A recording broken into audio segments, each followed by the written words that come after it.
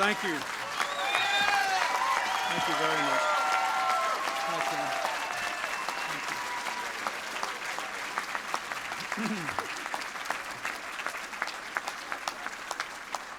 Thank you so very much. Thank you. Thank you very much. Thank you. Thank you. Thank you. Wait. Shh, wait a minute. Okay, now wait. We've heard. All right. We've got your message now. Do you believe in free speech?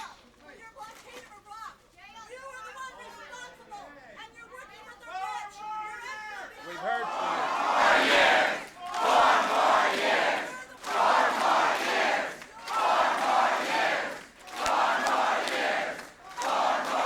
Thank you. Thank you. Wait. Okay. All right, we've heard from you. Now it's my turn. My turn. Free speech. Free speech. Why bother? Free speech. Just go away. You ever notice? It's very interesting. A lot of people want free speech for themselves but don't believe in it for anyone else. Okay, enough. All right, it's my turn.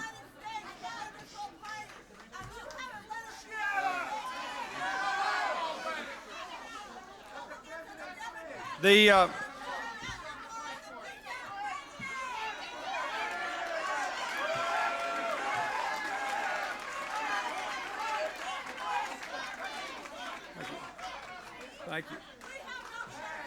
Ladies and gentlemen, We've got time. I'll tell you what I'm going to do. I'm going to talk, and you can pay attention to her, or you can pay attention to me. All right? Now, let me first of all say,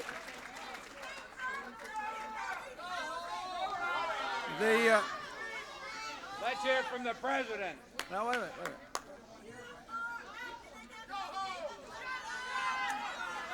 Who's running this debate?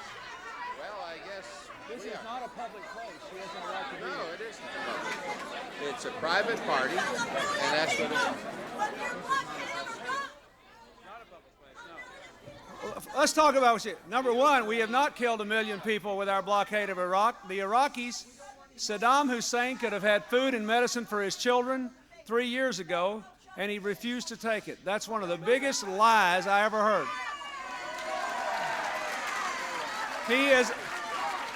Saddam Hussein is oppressing his people. We're not.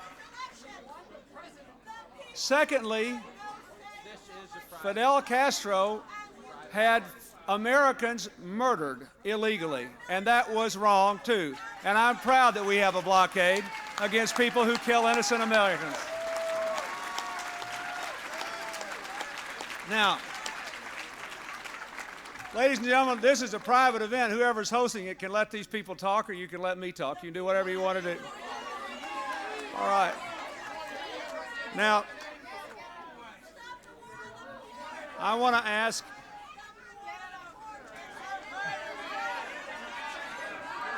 Wait. Hey, wait a minute. This might be interesting. She talked about the war on the poor. Fact. Facts are inconvenient. We had the biggest drop in child poverty last year in 20 years. Second fact. We had the biggest drop in poverty in households headed by women in 30 years. We had the biggest decrease in inequality among working people in 27 years. What else should we talk about? I like this. This is good. And we did it. Luke.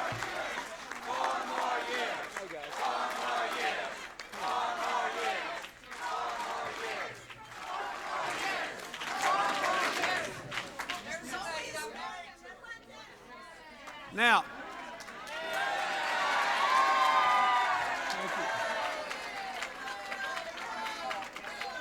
bye.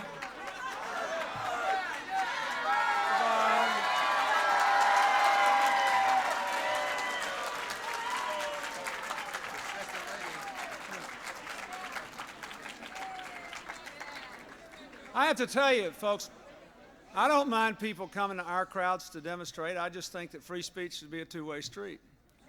I think it's fine if they come here and say, whatever they want to say.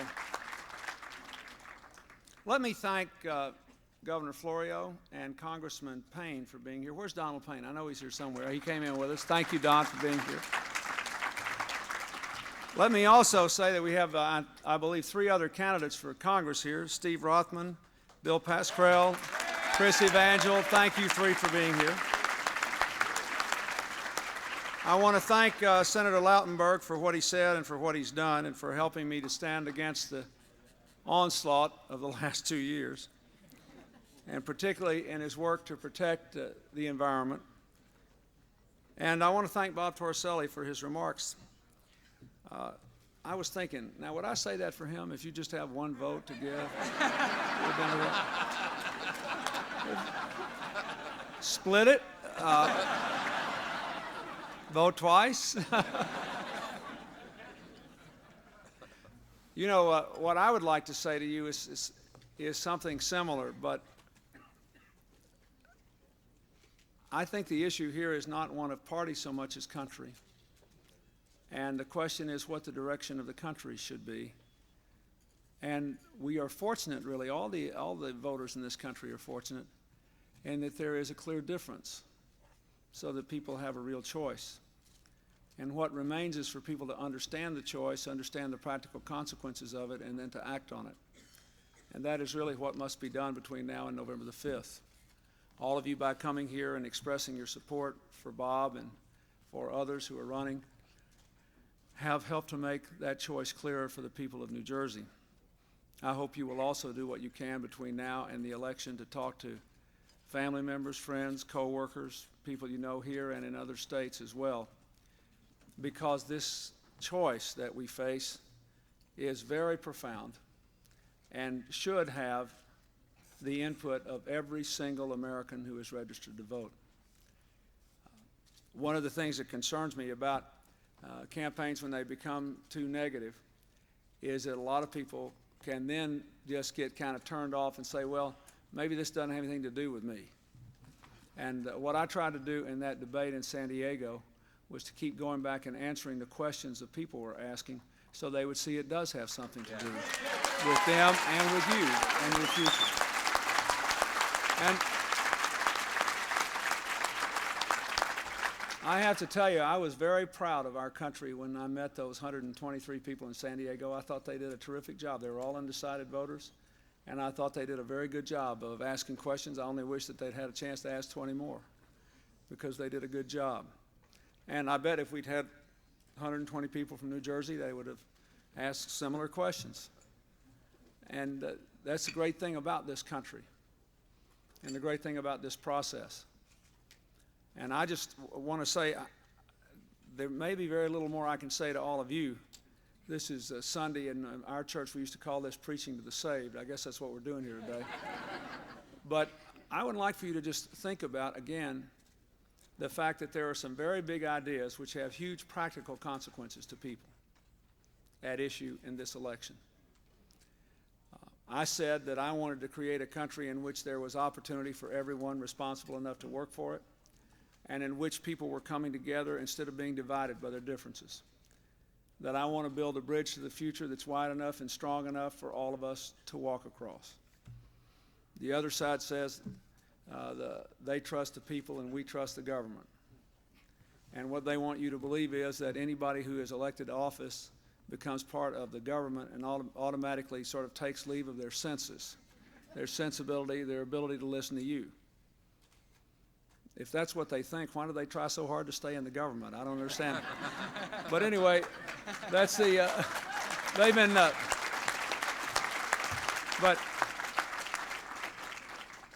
but this has enormous consequences. My view is that the government is simply a partner, one partner in America's great mosaic. But there are some things that we can do better as a nation if we do them together than we can if we're left to do them by ourselves. If you believe, as I do, we should build a bridge to the future that all of us have a chance to walk across. That is the only question. The fact is that with the support of Senator Lautenberg and Congressman Torricelli, we reduced the size of the bureaucracy, the number of regulations, more than the two previous administrations did. We eliminated more programs altogether, outright, than the two previous administrations did. But we felt that we still had some responsibilities together, which included protecting the environment, giving people the chance to get an education, investing in our common economic future, including research and technology, and growing this country together. And the choices are stark. You can see the choices we have made by working together.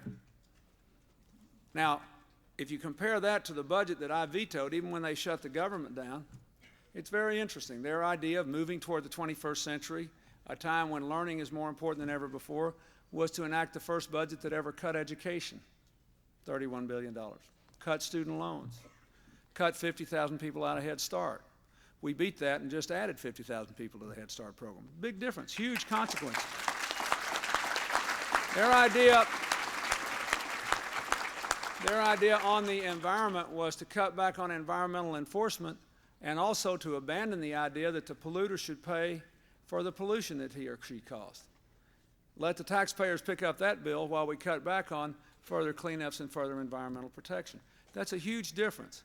Our idea has been safer drinking water, higher standards for food, get chemicals out of air, give communities more right to know, clean up more toxic waste sites in 3 years than they did in 12, and we want to clean up 500 more in the next 4 years so our kids will all be growing up next to parks, not next to poison. That's a very great difference, and I think I know which side you're on. So, on Medicare, you know that now they accuse us of being meta-scare. At the time, let me just remind you of what happened. When we realized we had to make some savings in the Medicare program to extend the life of the Medicare Trust Fund, the trustees of the fund made a certain recommendation. This happens every 4 or 5 years. We adopted and went a little beyond it, and we said, okay, we'll protect Medicare for a decade. They said, we want to cut 2.5 times that much.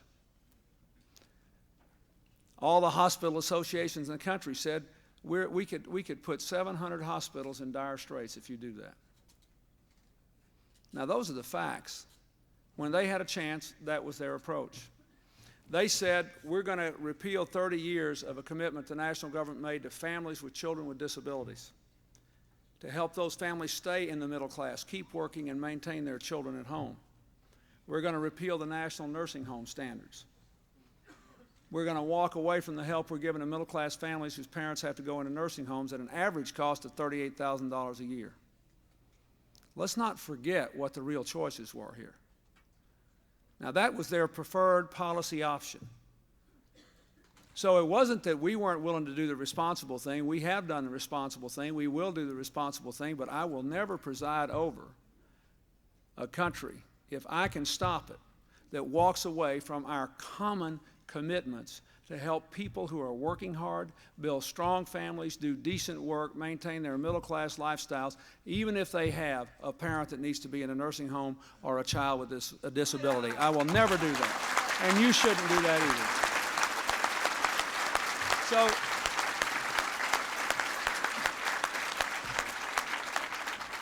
my message to you is simple. We tried our approach, and we're better off. We have more jobs, more new businesses, lower unemployment, higher home ownership than we've had in 15 years, 4 years of declining crime rates, declining gun violence rates. We're moving in the right direction. The last thing we need to do is to go back to an approach which tells people they're on their own. Should we abandon the Safe and Drug-Free Schools program or the national government support for it? I don't think so. Did we make a mistake to pass the Brady Bill and the assault weapons ban and to expand the Brady Bill's prohibition on handgun buying from felons to people who beat up their spouses and their kids? I don't think so. I think we did the right thing. Should we keep going? I think we should. And so I want all of you to think about that and to think about what else you can do for Bob Torricelli, not because of Bob Torricelli, but because of you. And because of the people you care about. And because of those little kids I shook hands with outside who couldn't get in here today. Some of them may never be able to go to a fundraiser, but they do deserve the right to get a good education, live in a clean environment, have a decent job, live on a safe street, and have a good future. That's what they deserve. And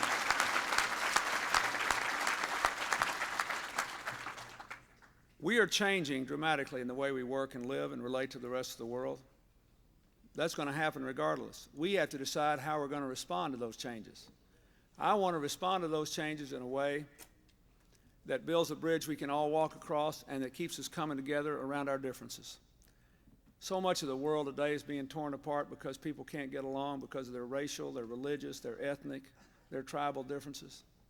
We have more diversity in the United States than any great democracy in the world, and it is our meal ticket to the future. This is another example in life when by doing the morally right thing, we will all grow wealthier. We will all grow happier. We will all be rewarded by just doing what's right. And we can only do what's right if we're willing to give everybody an opportunity, if we're willing to rebuild communities, if we're willing to give every family a chance to succeed. That's what it's at issue in this election. So I ask you again, when you think about us, do you think about all the efforts that have been made? Some of you have been coming to these events now all year long, and you're probably on your last leg. I can tell you this, there is a very high principle at stake here. Because even a lot of the good things that are happening in the world today are dividing people. Computers and technology and high levels of education, unless they are broadly shared, can help societies to become even more divided, even as they become more prosperous. And I am determined to see America take advantage of these changes in a way that makes the whole country stronger and more coherent. We were just over at the New Hope Baptist Church, Bob and I were, and we're sort of in a good humor now, and we've got our minds right. And I was just reminded walking up there, I don't know why I haven't thought about it in a long time, about that the magnificent poem by John Donne, who said, "No man is an island entire of himself. Each is a piece of the whole, a part of the main. Every person's death diminishes me. And therefore sin not to know for whom the bell tolls, it tolls for thee." If you believe that, you should side with us, because we believe we're in this together.